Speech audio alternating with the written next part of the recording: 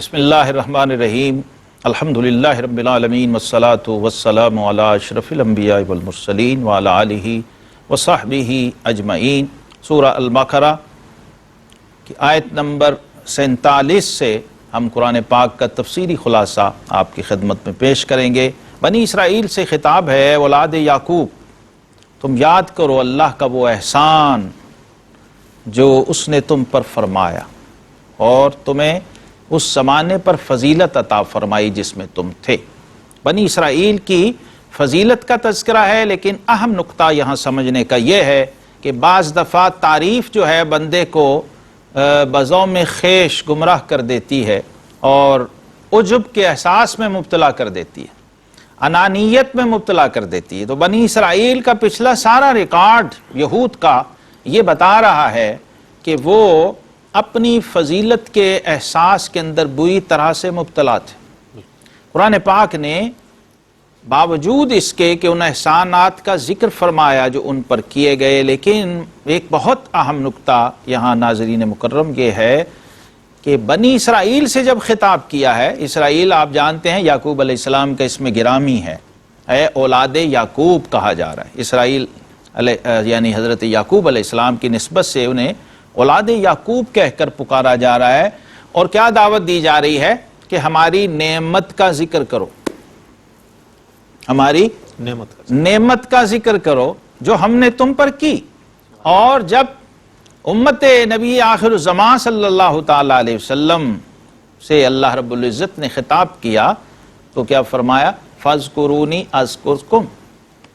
یہ بہت اہم نقطہ ہے سمجھنے کا، اور بہترین موازنہ اور تقابل ہے اور فرق سمجھایا ہے کہ جب بنی اسرائیل سے خطاب کیا جا رہا ہے تو کہا نعمت کو یاد کرو، اور جب اپنے حبیب علیہ السلام کی امت سے خطاب کیا جا رہا ہے تو فرمایا منعم کو یاد کرو، فَاذْكُرُونِي أَذْكُرْكُمْ، فرمایا تم مجھے یاد کرو، یعنی نعمت دینے والے کی طرف متوجہ کیا۔ تو یہاں ایک بڑا اہم فرق ہے، وہ یہ کہ بنی اسرائیل یعنی پہلی امتیں جو گزری ہیں ان کو ان صفات کی طرف متوجہ کیا ہے جو اللہ تبارک و تعالیٰ کی ہیں، یعنی نعمت دینا، رزق دینا، برکت دینا۔ اور جب اپنے حبیب علیہ السلام کی امت سے خطاب کیا ہے تو فرمایا منعم، یعنی ذات باری تعالیٰ کو یاد کرو، اس کی ذات کی طرف متوجہ رہو، اور ساتھ ہی فرمایا کہ تمہیں تمہارے زمانے پر ہم نے فضیلت عطا کی۔ یہاں ایک غلط فہمی آج بھی پائی جاتی ہے لوگوں میں کہ بنی اسرائیل کو گویا تمام جہان کے لوگوں پر فضیلت دے دی گئی ہے، ایسا نہیں ہے۔ یہاں پر مفسرین نے وضاحت کی ہے کہ عالمین پر یہ جو الف لام استغراق کا ہے یہ حقیقی نہیں ہے، مجازی ہے۔ جب مجازی ہے تو یہ تحدید کر رہا ہے اس زمانے کی جس میں قوم بنی اسرائیل موجود تھی، اس زمانے پر انہیں ضرور فضیلت دی اور شرف دیا ہے، لیکن تِلْكَ الرُّسُلُ فَضَّلْنَا بَعْضَهُمْ عَلَىٰ بَعْضٍ، آگے ذکر آئے گا کہ ہم نے پھر بعض کو بعض پر فضیلت عطا فرمائی۔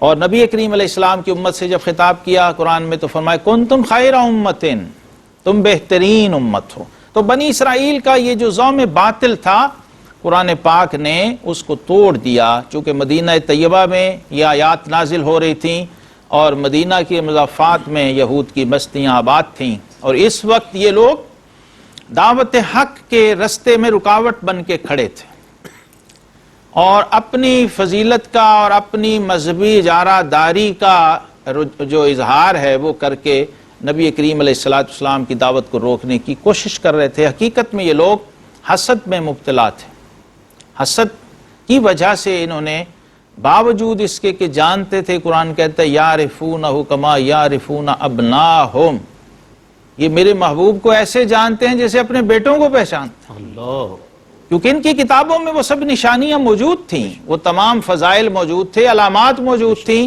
آگے اسی سورہ بقرہ میں ذکر آئے گا کہ یہ لوگ نبی آخر الزمان صلی اللہ علیہ وسلم کا وسیلہ پیش کر کے فتح طلب کیا کرتے تھے۔ کیا بات!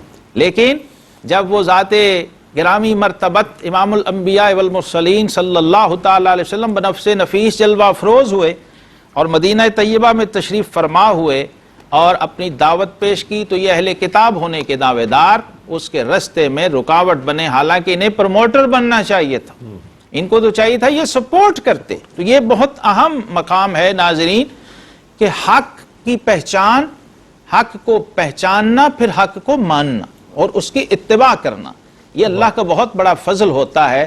ورنہ آقا کریم علیہ السلام نے یہ دعا سکھائی ہے، اللہم ارنا الحق حقا وارزقنا اتباع، اے اللہ ہمیں حق کو حق دکھا پھر اسے مان لینے کی توفیق عطا فرما. اللہم ارنا الباطل باطلا وارزقنا اجتنابا، اے اللہ ہمیں باطل کو باطل دکھا پھر اس سے بچنے کی توفیق عطا فرما. ایک تو یہ بہت اہم مقام بنی اسرائیل کے حوالے سے قرآن نے بیان کر دیا اور انہیں دعوت پیش کی کہ تم اللہ سے ڈرو.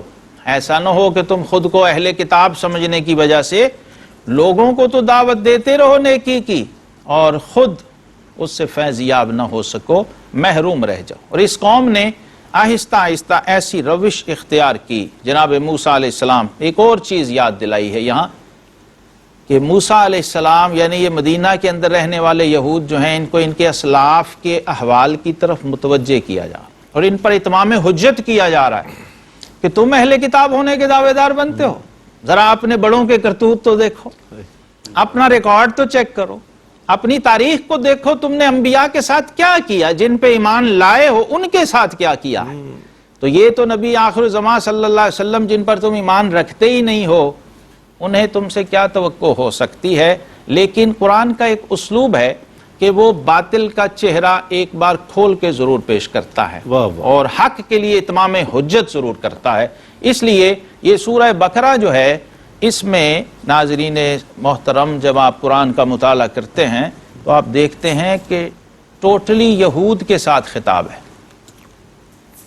یہود کو سنائی جا رہی ہیں باتیں اور اس امت کو سمجھائی جا رہی ہیں باتیں کہ ان سے محتاط رہنا، ان سے ہوشیار رہنا، جو اپنوں کے نہیں بنے تمہارے کیسے بنیں گے.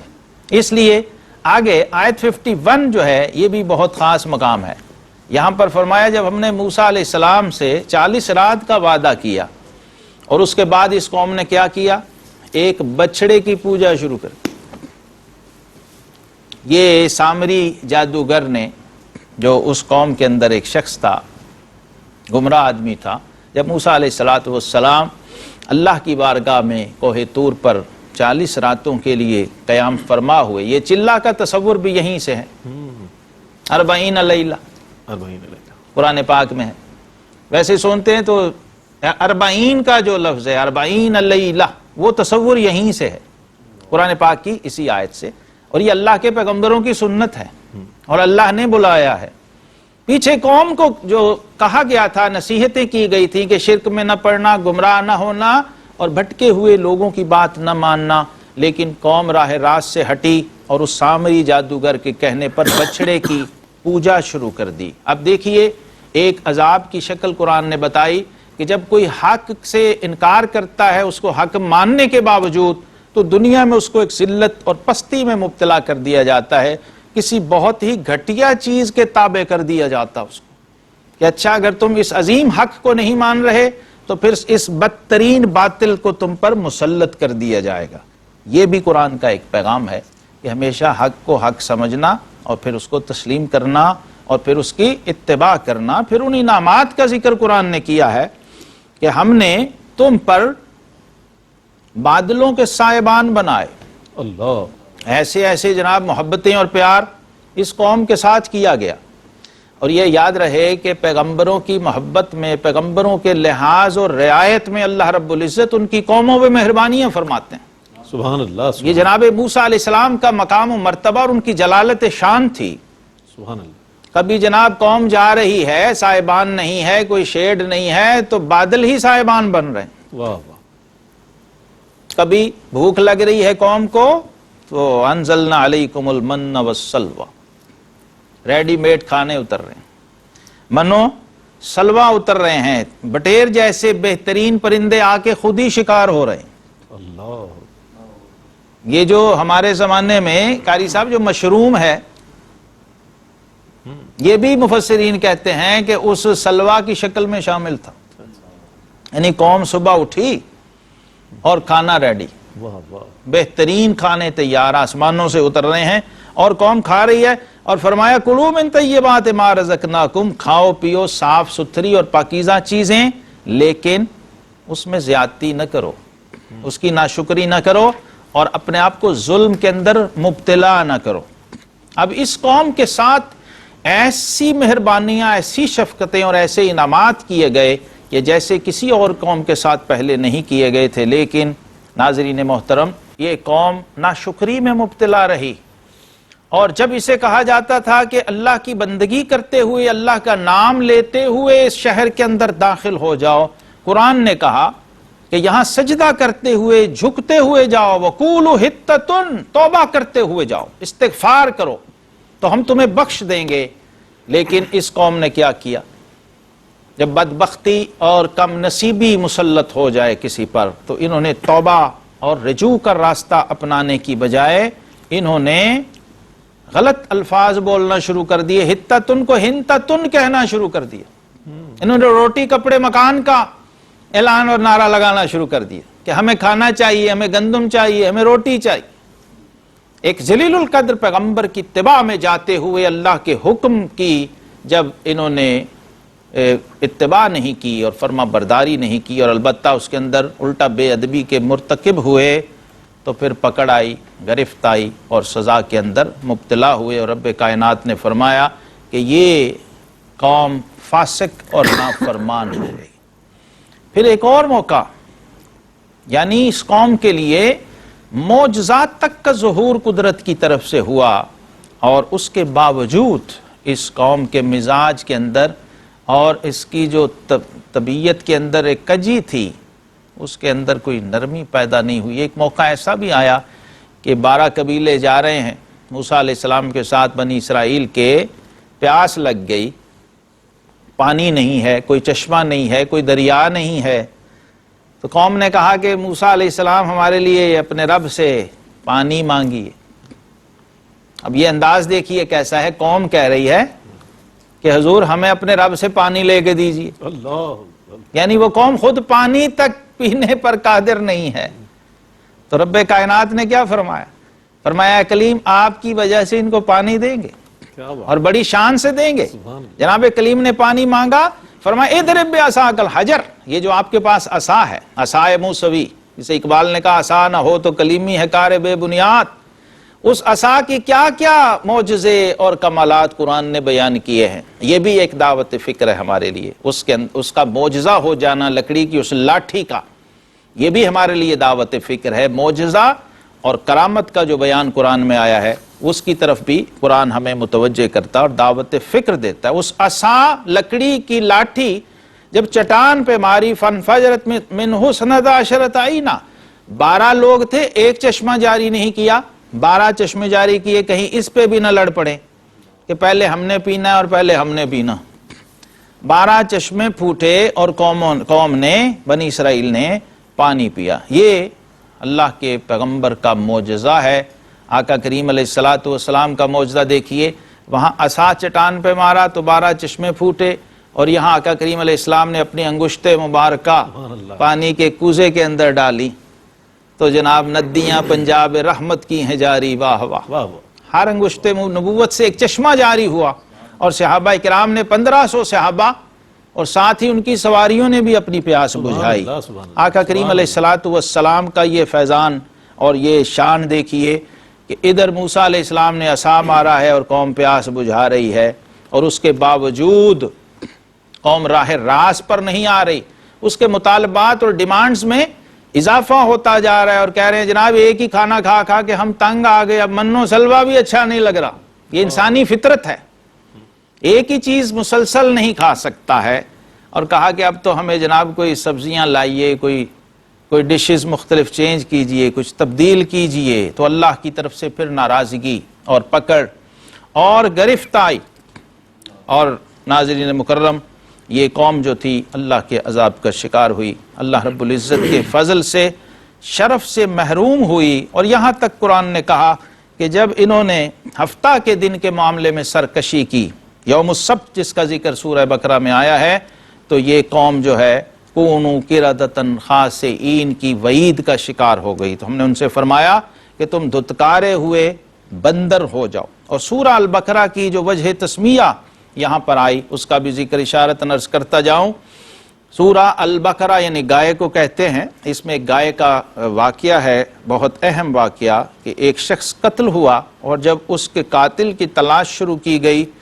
تو یہ حکم ہوا کہ ایک گائے کو ذبح کیا جائے جس کی خاص نشانیاں اور علامات بیان کی گئیں، اور پھر جب اس گائے کو ذبح کر کے اس کا جو گوشت تھا اس مقتول کے جسم سے لگایا گیا تو اس کے اندر زندگی پیدا ہوئی اور اس نے خود اپنے اصلی قاتل کی نشاندہی فرمائی.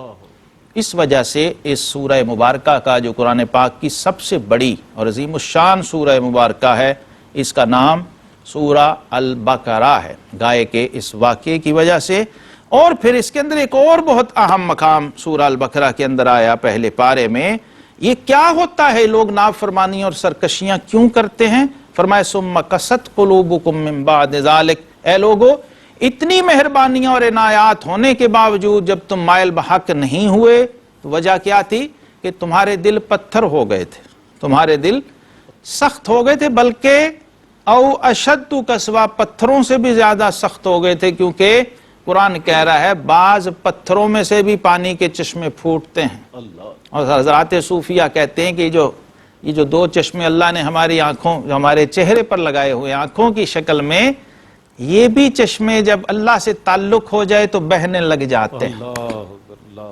یہ پیچھے اگر قلب جو ہے یہ محبت میں جوش مارے، خوف میں جوش مارے، تو اس کا اظہار ان چشموں سے ہوتا ہے، بشرطے کہ دل کے اندر نرمی ہو. لیکن دل اگر پتھر یا پتھر سے بدتر ہو جائے تو پھر اس میں نرمی پیدا نہیں ہوتی بلکہ سختی آ جاتی ہے، اور ہدایت کی بجائے قومیں گمراہی کا شکار ہو جاتی ہیں. وآخر دعوانا ان الحمدللہ رب العالمین.